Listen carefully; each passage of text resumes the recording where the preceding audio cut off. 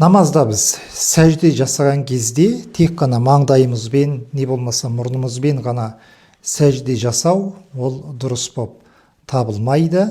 Сондықтан сәжде жасаған кезде маңдайымыз да, мұрнымыз да жерге тигені абзал. Және біз сәжде жасаған кезде мынау алақанымыз тура құлағымыздың тұсында тұрады, жоғары не болмаса төмен кетпейді, тура осы құлағымыздың тұсына алғанымыз жақсы сәжде жасаған кезде.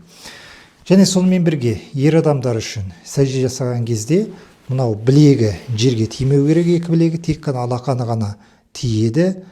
Мынау қолтығымен жаны және сонымен бірге ішімен саны бір-бірінен алыс болу керек. Дұрыс сүннет бойынша сәжде жасау үлгісі осындай.